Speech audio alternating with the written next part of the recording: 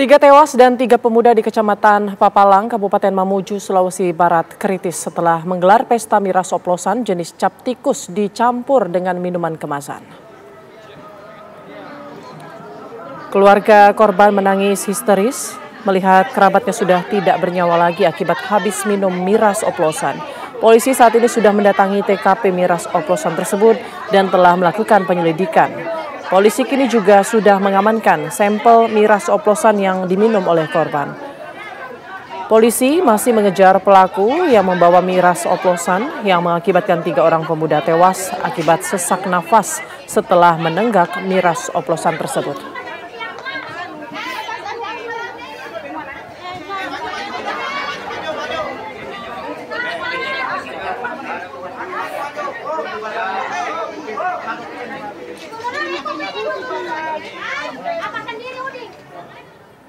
Polda Nusa Tenggara Barat resmi menetapkan istri Brigadir Esko Fascarelli, Bribtu Rizka Sintiani sebagai tersangka pembunuhan suaminya.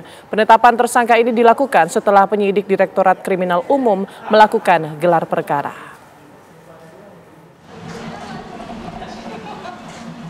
Bribtu Rizka Sintiani ditetapkan sebagai tersangka pembunuhan Brigadir Esko Fascarelli yang tak lain adalah suaminya sendiri.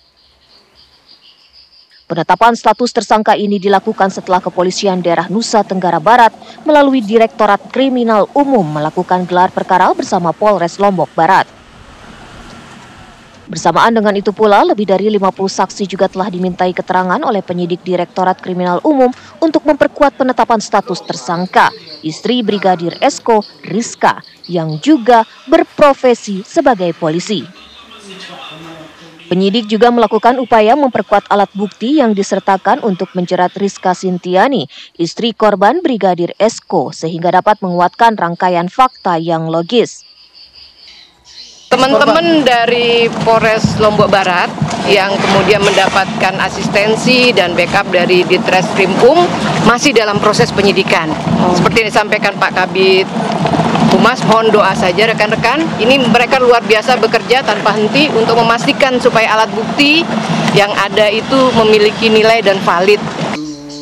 Kematian Brigadir Esko sempat menggegerkan publik lantaran jenazahnya ditemukan di kebun belakang rumahnya di Desa Jembatan Gantung, Lombok Barat.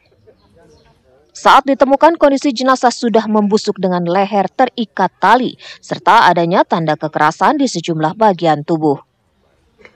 Mulanya kasus penemuan jenazah Brigadir Esko ini diduga sebagai tindak bunuh diri, namun penyidik menemukan sejumlah kejanggalan hingga arah penyidikan berubah menjadi dugaan pembunuhan. Meski telah menetapkan tersangka, hingga kini penyidik masih terus berupaya mengungkap motif di balik pembunuhan tersebut. Dari Mataram, Nusa Tenggara Barat, Herman Zuhdi, TV One mengabarkan.